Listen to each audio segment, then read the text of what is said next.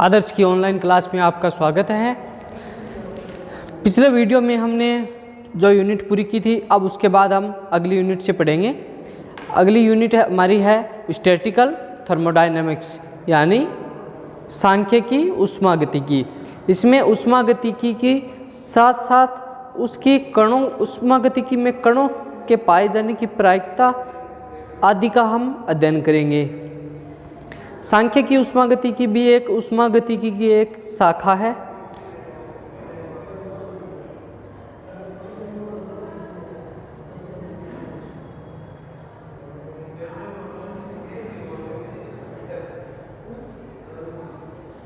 सांख्यिकी ऊष्मागतिकी की एक शाखा है। सबसे पहला हमारा टॉपिक रहेगा प्रोबेबिलिटी यानी प्रायिकता, जिसे हम पिछली कक्षाओं में भी परिचित है।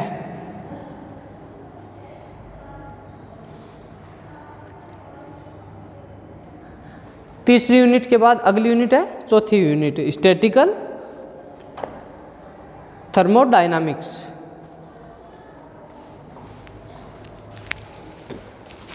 सबसे पहला टॉपिक है हमारा प्रोबेबिलिटी यानी प्रायिकता।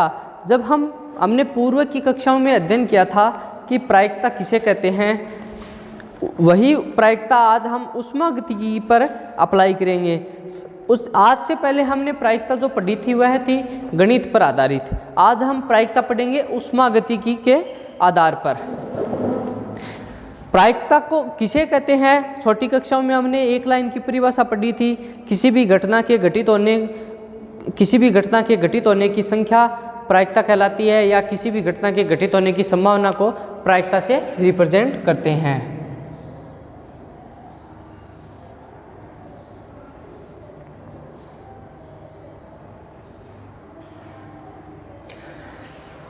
याद रखिए, कोई घटना ए है और घटना ए की प्रायिकता उस घटना के घटित होने की संख्या तथा कुल संभव स्थितियों की संख्या के अनुपात के बराबर होती है। किसी घटना ए की प्रायिकता, कोई घटना मान लेते हैं हम ए है, किसी घटना ए की प्रायिकता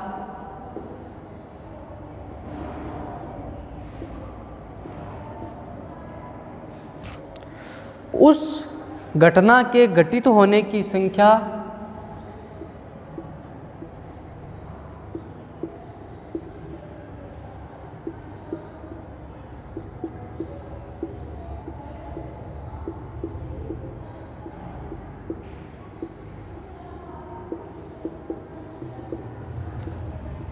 उस संख्या को हम मान लेते हैं एम तथा कुल संभव स्थितियों की संख्या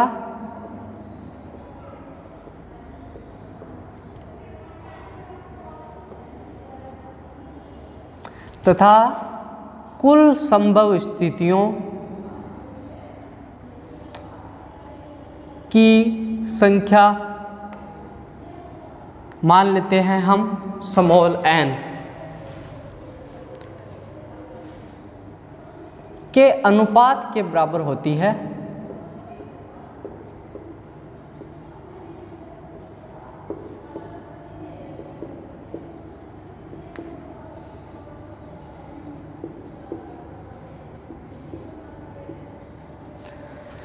देखिए, अगर हम किसी घटना ए के घटित होने को हम प्रायिकता को पी ए से रिप्रेजेंट करें, यानी एक घटना ए के घटित होने की प्रायिकता यानी पी ए बराबर m/n।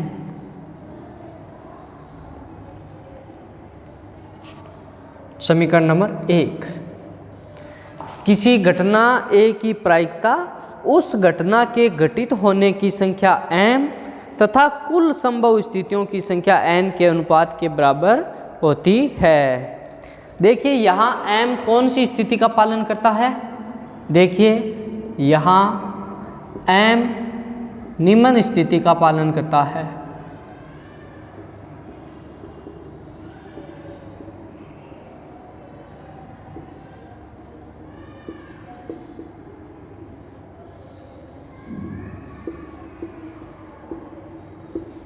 m कौन सी स्थिति का पालन करता है?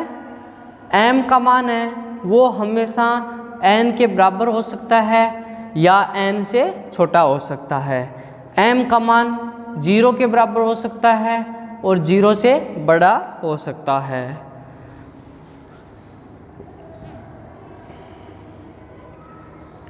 देखिए इसमें पूरे में सभी पदों में n का भाग दे दो।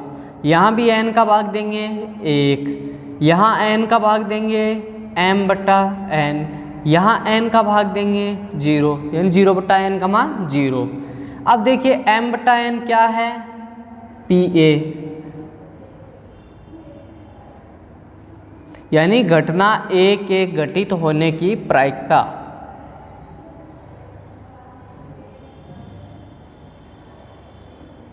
समीकरण नंबर 2, यह है घटना A के घटित होने की प्रायिकता। अगर हम घटना A के नहीं घटित होने की प्रायिकता ज्ञात कर सकते हैं, घटना A के नहीं घटित होने की प्रायिकता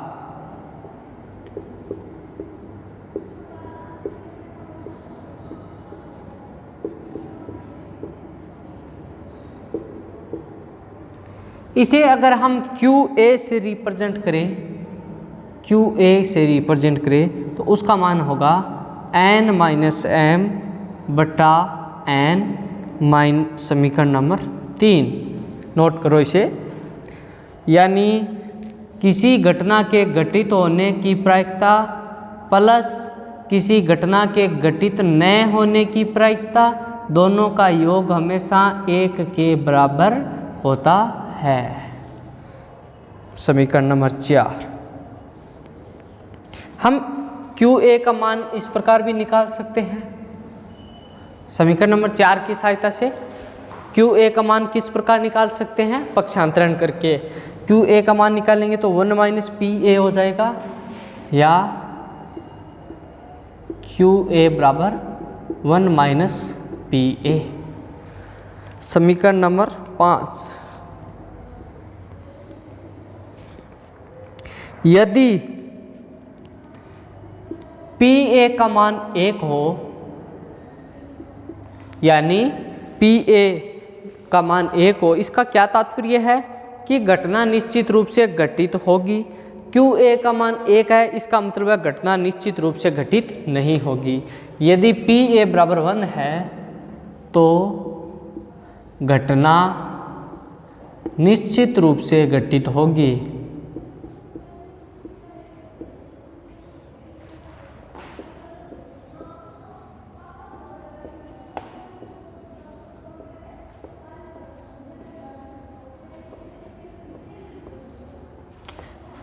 और QA का मान 1 है तो घटना निश्चित रूप से नहीं घटित होगी।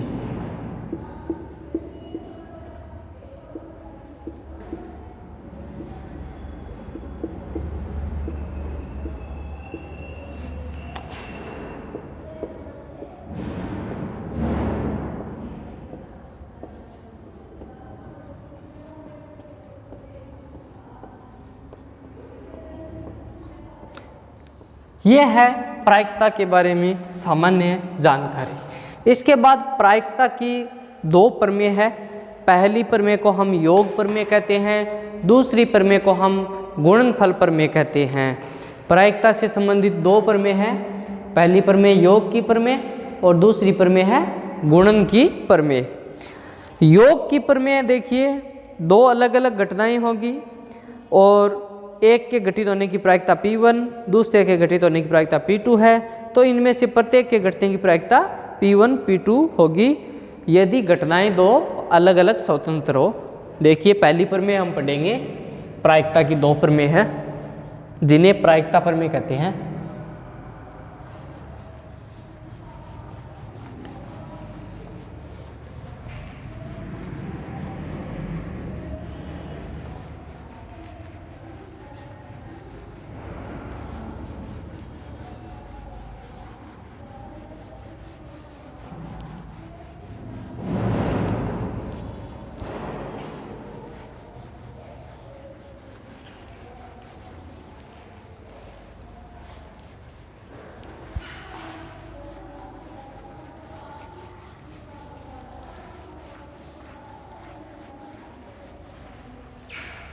प्रायिकता प्रमेय।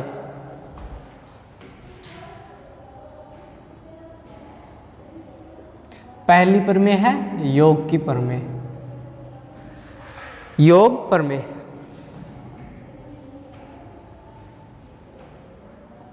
योग प्रमेय में अलग अलग घटनाओं का योग होगा। देखिए, अलग अलग घटनाओं के लिए यदि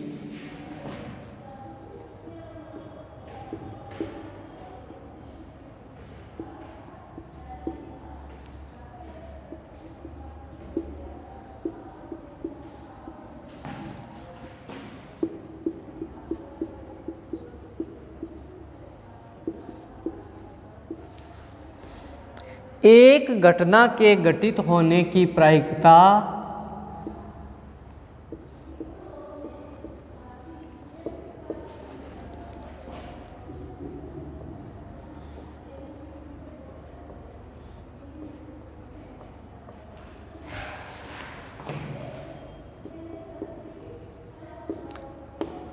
एक घटना के घटित होने की प्रायिकता P1 और दूसरे के घटित होने की प्रायिकता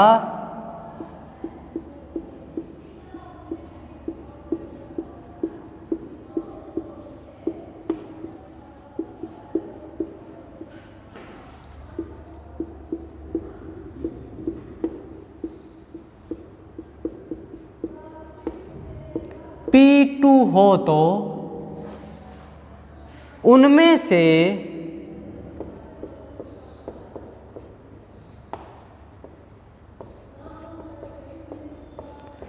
प्रत्येक के घटने की प्रायिकता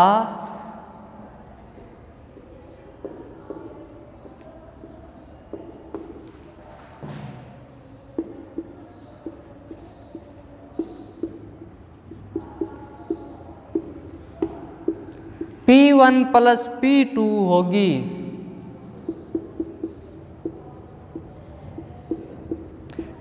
शर्त क्या है कि दोनों घटनाएं स्वतंत्र हो, जबकि दोनों घटनाएं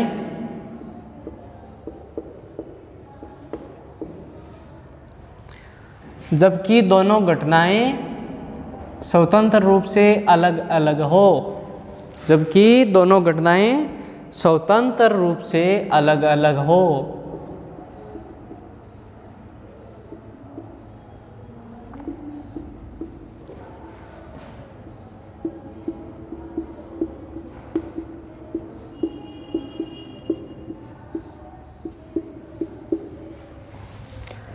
देखिए, दूसरी प्रमेय कौन सी है? गुणनफल प्रमेय। इसमें गुणा होगा और शर्त हम पढ़ेंगे गुणनफल प्रमेय।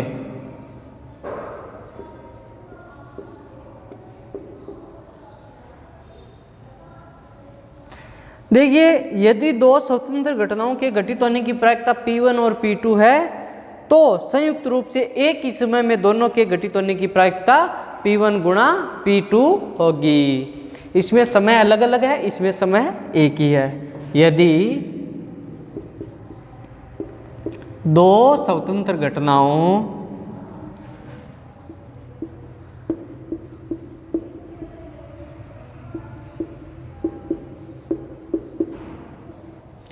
के घटित होने की प्रायिकता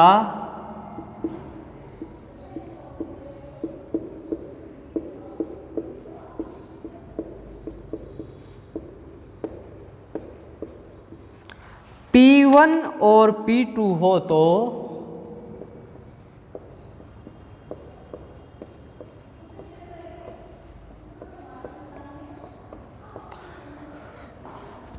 संयुक्त रूप से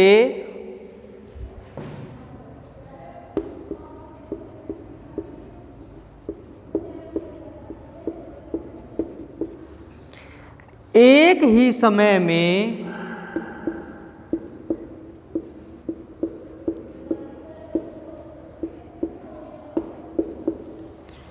दोनों के घटने की प्रायिकता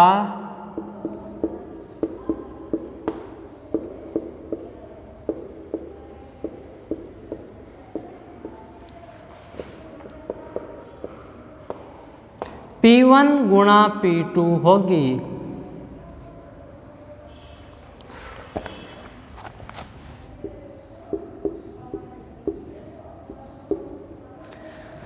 देखिए प्यारे विद्यार्थियों, योग प्रमेय में समय अलग अलग है, जबकि गुणनफल पर एक ही समय है। दो अलग अलग स्वतंत्र घटनाएं हैं। पहली घटना है P1 और दूसरी घटना है P2। तो इनमें से प्रत्येक के घटने की, यानी अलग अलग घटने की प्रायिकता P1 प्लस P2 होगी, प्रत्येक के घटने की प्रायिकता। और एक ही समय में दोनों घटनाओं के संयुक्त रूप से एक साथ घटित होने की प्रायिकता P1 गुणा P2 होगी। ये महत्वपूर्ण टॉपिक है, प्रायिकता प्रमेय। दोनों प्रमेय याद करें। इनको सिद्ध करना हमारे सिलेबस में नहीं है, केवल दोनों प्रमेयों का कथन है, स्टेटमेंट है, इसलिए दोनों प्रमेयों का कथन अच्छी तरीके से याद करें। और ये शर्त हमेशा याद रखें, जो ही हम न्यूमेरिकल हल करेंगे हमें इन दोनों प्रमेयों के कथनों की आवश्यकता पड़ेगी। और न्यूमेरिकल हल करते समय विशेष रूप से ध्यान रखें, समय एक ही समय हो तो गुणनफल प्रमेय का उपयोग करेंगे। अगर समय अलग अलग समय में अलग अलग समय में अलग अलग घटनाएं घटित हो रही है तो उस समय हम योग की प्रमेय का उपयोग करेंगे। आगे देखिए, अगला टॉपिक है n कणों के दो बॉक्स में वितरित होने की प्रायिकता।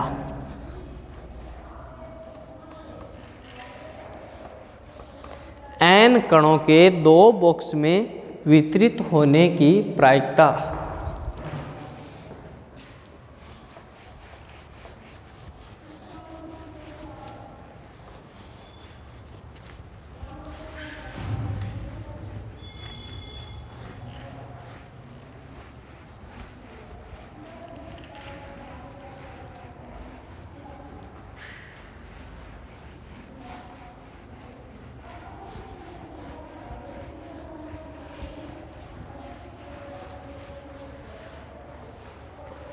हेडिंग लगाइए, n कणों के दो बॉक्स में वितरित होने की प्रायिकता।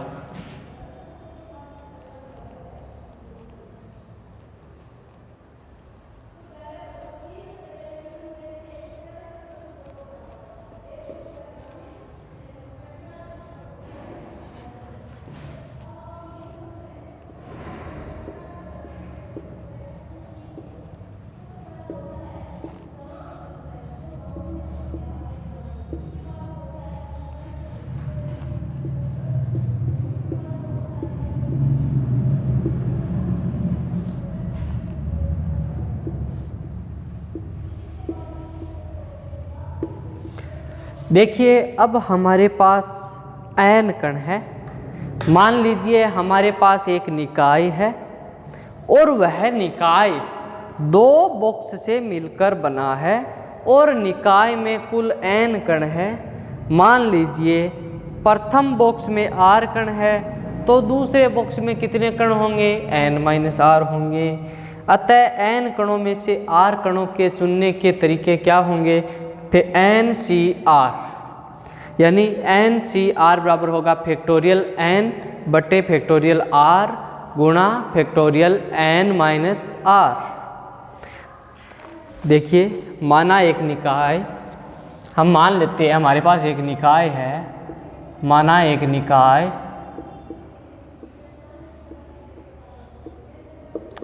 दो बॉक्स से मिलकर बना है।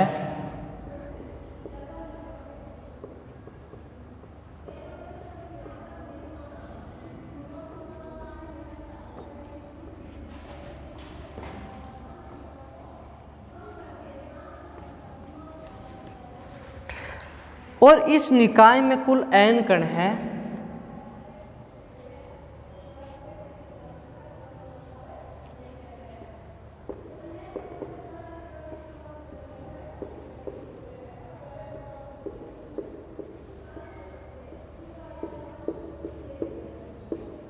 निकाय में n कण है और हम मान लेते हैं, माना प्रथम बॉक्स में माना प्रथम बॉक्स मान लेते हैं, प्रथम बॉक्स को ए कह देते हैं। माना प्रथम बॉक्स ए में n r कण है,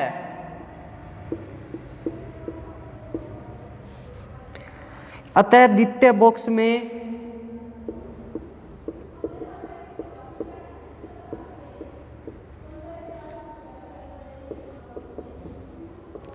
n-r कण होंगे।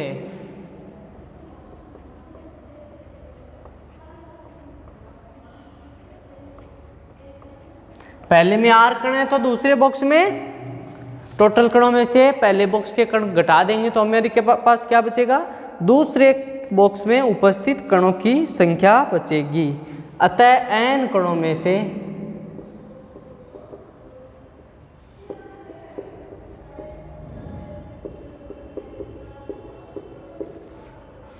r कणों को चुनने के कुल तरीके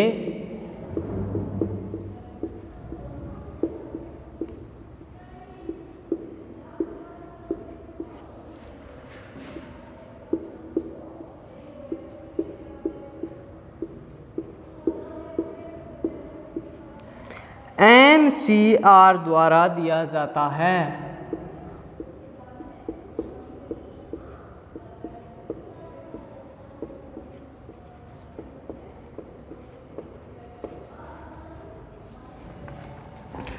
देखिए NCR याद कीजिए, कक्षा 11 गणित में हम पढ़े थे। NCR बराबर factorial n factorial r factorial n-r। समीकरण नंबर 1।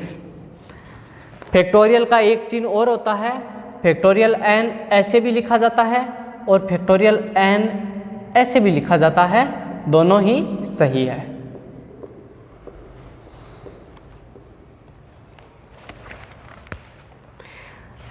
कुल संभव तरीके 2 की घात n द्वारा दिया जाता है।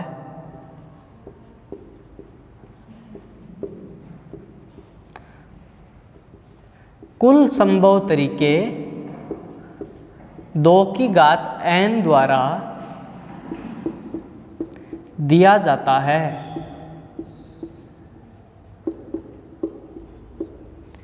पहले बॉक्स में r कण है, दूसरे बॉक्स में n-r कण है। अतः बॉक्स A में पहला बॉक्स है A, अतः बॉक्स A में r तथा बॉक्स B में n-r कण होने की प्रायिकता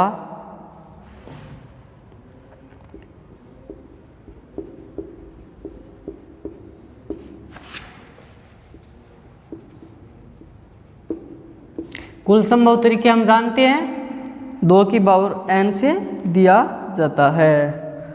क्या होगा, P r n-r बराबर NCR बटा 2 की घात n बराबर 1 बटा 2 की घात n को बाहर निकाल लो, इसका सूत्र लिख दो, factorial n factorial r factorial n-r।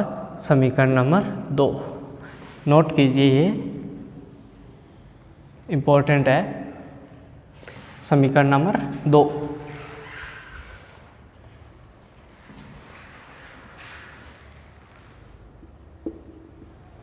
ये है n कणों को 2 बक्सों में वितरित करने के तरीके। इसके बाद हम पढ़ेंगे, अगला टॉपिक हमारा है ऊष्मागतिक प्रायिकता। अभी तक हमने पढ़ा था प्रायिकता, अब हम आज से पढ़ेंगे ऊष्मागतिक प्रायिकता।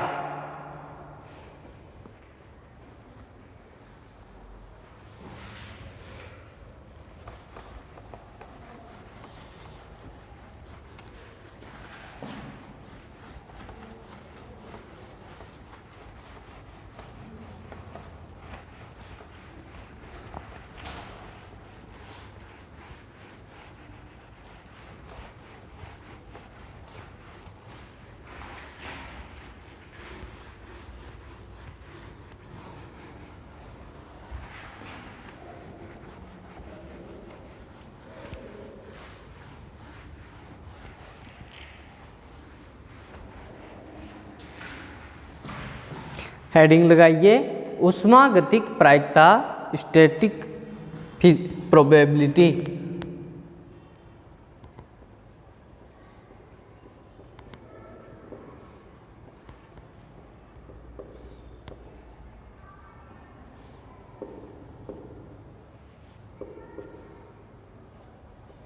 ऊष्मागतिक प्रायिकता किसी निकाय की किसी दी गई स्थूल अवस्था के संगत सूक्ष्म अवस्थाओं की संख्या उस स्थूल अवस्था की ऊष्मागतिक प्रायिकता कहलाती है। देखिए, किसी निकाय की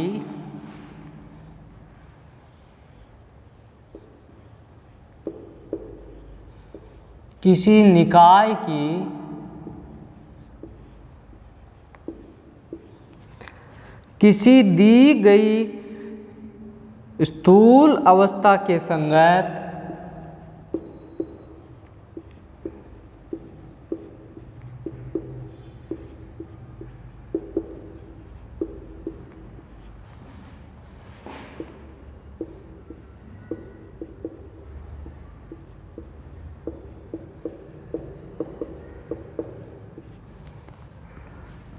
सूक्ष्म अवस्थाओं की संख्या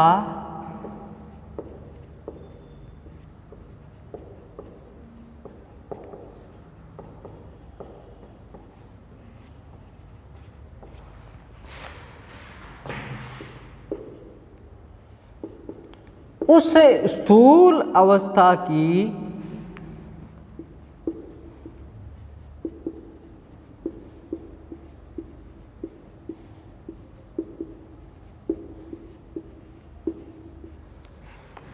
ऊष्मागतिक प्रायिकता कहलाती है।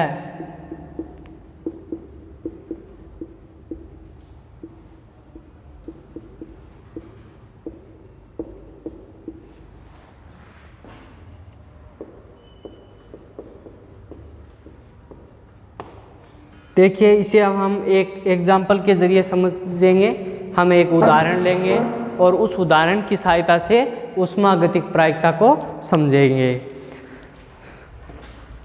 हम एक एग्जाम्पल ऐसा लेंगे कि हमारे पास एक निकाय होगा और वह निकाय दो बॉक्सों से मिलकर बना होगा और उस निकाय में पहले बॉक्स को हम कहेंगे बॉक्स ए और दूसरे बॉक्स को हम क्या कहेंगे, बॉक्स बी। और उन दोनों निकायों में हमारे पास 4 कण हैं, उसे हम चारों कणों को मान लेंगे small A, small B, small C और स्मॉल डी। और उन चारों कणों को एक निकाय जिसमें 2 बॉक्स बने हैं उन बॉक्सों में हम वितरित करेंगे। और हम कितने तरीकों से वितरित करेंगे, इसके लिए हमारे पास एक सारणी बनेगी और उस सारणी को देख करके हम स्थूल अवस्था और सूक्ष्म अवस्थाएं प्राप्त कर सकते हैं। सबसे पहले आज हमने पढ़ा था प्रायिकता किसे कहते हैं। उसके बाद हमने प्रायिकता की एक शर्त पढ़ी थी एम और एन के लिए। उसके बाद आज हम प्रायिकता की प्रमेय पढ़ी थी। प्रायिकता की 2 प्रमेय है, एक तो योग प्रमेय और एक गुणनफल प्रमेय। योग प्रमेय अलग अलग समय पर लागू होती है और गुणनफल प्रमेय एक ही समय पर लागू होती है। उसके बाद हमने पढ़ा था एन कणों को वितरित होने, एन कणों को 2 बॉक्स में वितरित होने की प्रायिकता पढ़ी थी। उसके बाद हमने नया टॉपिक पढ़ा है ऊष्मागतिक प्रायिकता। और ऊष्मागतिक प्रायिकता को भी हम एक एग्जाम्पल के उदाहरण के ज़रिए समझेंगे। उस उदाहरण में हमारे पास एक निकाय होगा, उस निकाय में 2 बॉक्स होंगे। पहले बॉक्स को हम बॉक्स ए कहेंगे, दूसरे बॉक्स को हम बॉक्स बी कहेंगे। हमारे पास 4 कण होंगे A B C D, small A, small B, small C और स्मॉल डी। इन चारों कणों को 2 बॉक्सों में वितरित करेंगे। तो वितरित करने के बाद हमारे पास कुछ तरीके आएंगे, उन तरीकों के आधार पर हम ऊष्मागतिक प्रायिकता की गणना करेंगे। आज के लिए इस वीडियो में इतना ही। इसके बाद कल से हम उसके ऊष्मागतिक प्रायिकता का एग्जाम्पल और सारणी बनाएंगे, उदाहरण के ज़रिए समझेंगे। सभी विद्यार्थियों को बहुत बहुत धन्यवाद।